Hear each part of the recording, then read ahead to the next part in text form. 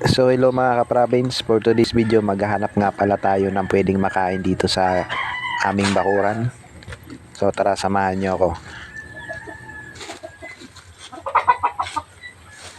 So ayun na nga guys, meron na akong nakita na pwede nating kainin. Sa mga hindi nakakaalam, nakakain pala to guys. Yung kukunin lang natin yung mga green.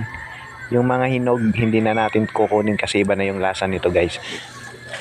Sabi ng matatanda dati nakakalason daw to, pero hindi pala.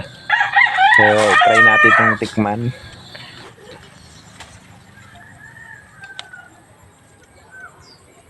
So ayun guys, ito nga pala yung tinatawag na pipinong gubat. So ang lasa nito, pipino, ibang variety ng pipino. So i-try natin itong kakainin.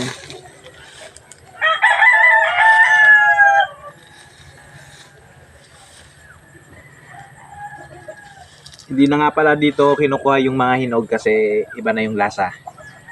Kunin lang natin yung mga hilaw.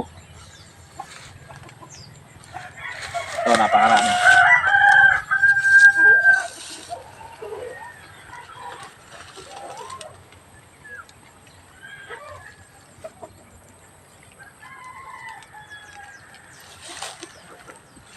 So ito guys, medyo ano na, medyo hinog-hinog na. So ito lang yung kukunin natin, yung mga kulay green. Lasang-lasang pipino.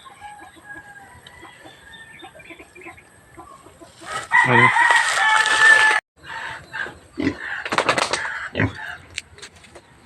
So ito nga pala guys yung nakuha nating pipinong gubat. So hugasan lang natin to ng maayos.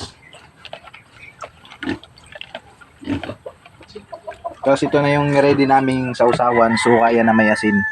So diyan natin nalagay.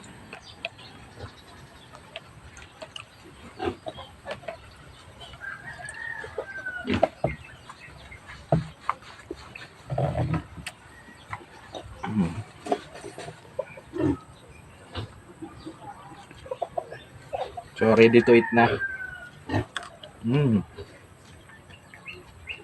Narinig nyo guys, sobrang lutong.